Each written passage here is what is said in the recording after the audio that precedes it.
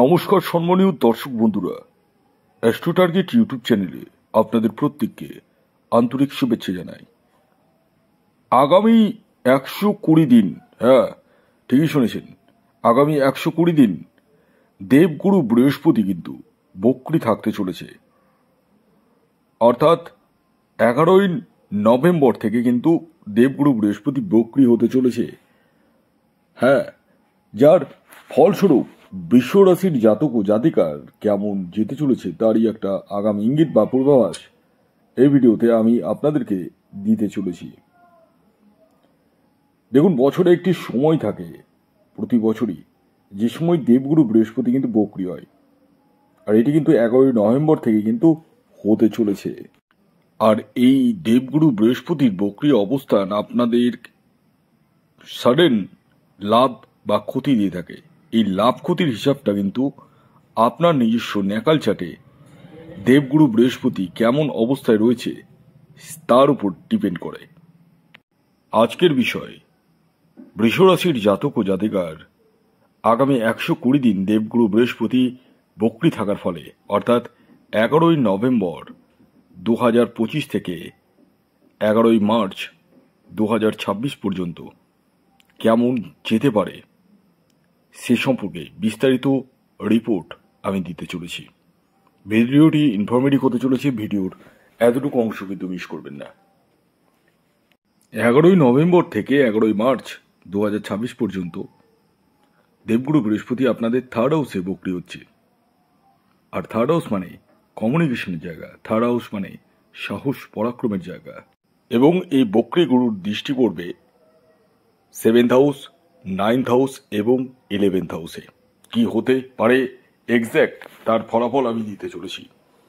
প্রথমে আমি বলি, এই যে দেবগুরু বৃহস্পতি মানে দেবতাদের গুরু, এই বৃহস্পতি কিন্তু আপনাদের বসছে কোথায়, মানে বক্রী হচ্ছে কোথায়?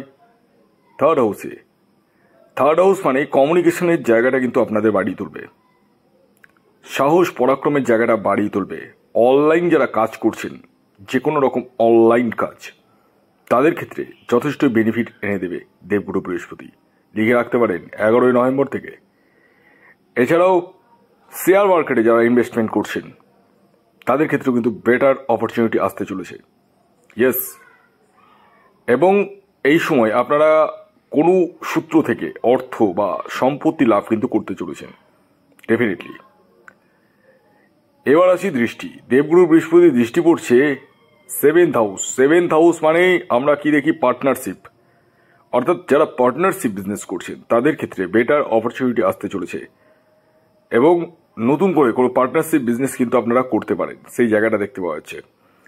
এছাড়াও 7th হাউস বিবাহের জায়গাটা বোঝায়, দাম্পত্য সুখের জায়গাটা বোঝায়। অর্থাৎ আপনাদের দাম্পত্য সুখের জায়গাটা কিন্তু যথেষ্টই বেনিফিট এনে দিতে চলেছে দেবগুরু বৃহস্পতি। অর্থাৎ আপনাদের মধ্যে যে মতান্তর মতবিরোধ ছিল সেই জায়গাটা কিন্তু কাটতে চলেছে দেবগুরু বৃহস্পতির শুভ দৃষ্টিতে, এবং দাম্পত্য কলহ থেকে আপনারা কিন্তু বেরিয়ে আসতে চলেছেন। এছাড়াও 7th হাউস বিবাহের জায়গাটাও কিন্তু বোঝায়। অর্থাৎ যাদের বিবাহ হচ্ছে না তাদের ক্ষেত্রে কিন্তু বিবাহের জায়গাটা কিন্তু যথেষ্টই উন্মোচন হতে চলেছে। অর্থাৎ বিবাহের জায়গাটা কিন্তু যথেষ্টই শুভ হতে চলেছে আপনাদের ক্ষেত্রে। এছাড়াও দেবগুরু বৃহস্পতির দৃষ্টি পড়ছে 9th হাউসে। 9th হাউস মানে পিতার জায়গায়। হ্যাঁ, অর্থাৎ পিতার সাথে যাদের মতের অমিল ছিল সেই জায়গাটা কিন্তু কাটবে। পৈতৃক সূত্র থেকে অর্থ বা সম্পত্তি লাভের সম্ভাবনা কিন্তু দেখতে পাওয়া যাচ্ছে। হ্যাঁ, এবং আপনারা যারা এডুকেশন ফিল্ডে রয়েছেন, বিশেষ করে হায়ার এডুকেশন, তাদের ক্ষেত্রেও কিন্তু বেটার অপরচুনিটি আসতে চলেছে।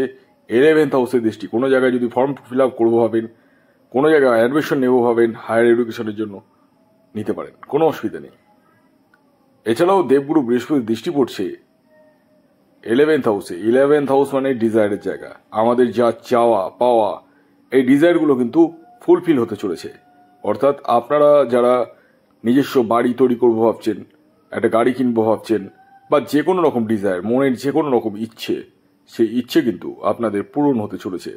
এবং এই যে 120 দিন দেবগুরু বৃহস্পতি বক্রী থাকার ফলে আপনাদের মন মানসিকতার জায়গাটার মধ্যে কিন্তু অনেকটাই পজিটিভনেস আসবে।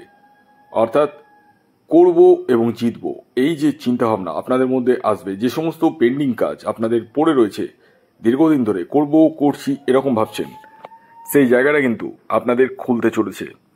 এবং মনের সাহস এবং যে কোনো কিছুকে পরোয়া না করা, সেই জায়গাটা কিন্তু দেখতে পাওয়া যাচ্ছে। তবে কিছু ভুল ডিসিশন কিন্তু আপনারা নিতে পারেন এবং এই সময় কোনো জায়গায় অর্থ বিনিয়োগ কিন্তু করতে পারেন, সেই জায়গাটা কিন্তু দেখতে পাওয়া যাচ্ছে। তবে একটা কথা আমি প্রত্যেককে বলি, আমি যে এই রাশিফলটি আপনাদের সামনে এখন পর্যন্ত প্রেজেন্ট করলাম সেটি কিন্তু সার্বিক।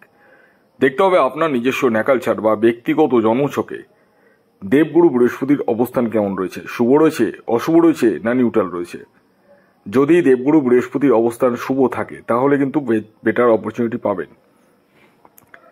এছাড়াও দেবগুরু বৃহস্পতি যে 120 দিন 11 নভেম্বর থেকে 11 মার্চ 2025 পর্যন্ত আপনাদের দূর যাত্রা, দূর ভ্রমণ, এই জায়গাটা কিন্তু এনে দিতে চলেছে। এবং যারা পলিটিক্সের সঙ্গে যুক্ত রয়েছেন তাদের ক্ষেত্রে বেটার অপরচুনিটি আসতে চলেছে। এবং এই সময় আপনারা কোনো সূত্র থেকে অর্থ বা সম্পত্তি লাভও কিন্তু করতে চলেছেন, সেই জায়গাটাও কিন্তু হতে চলেছে।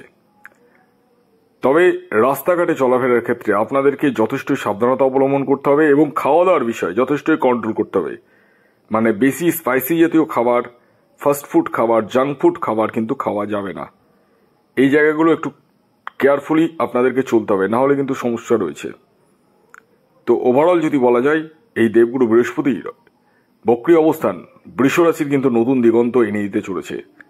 ভিডিওটি এখনকার মতো এই পর্যন্তই। যদি ভিডিওটি ভালো লাগে অবশ্যই লাইক করে দিন, শেয়ার করে দিন, সাবস্ক্রাইব না করে থাকলে সাবস্ক্রাইব করে পাশের বেল আইকনটিকে প্রেস করে দিন, যাতে নিত্য নতুন ভিডিও নোটিফিকেশন আপনারা আপনাদের ফোনে পেতে পারেন। ততক্ষণ পর্যন্ত প্রত্যেকে ভালো থাকুন, সুস্থ থাকুন, সকলকে ভালো রাখুন। ধন্যবাদ।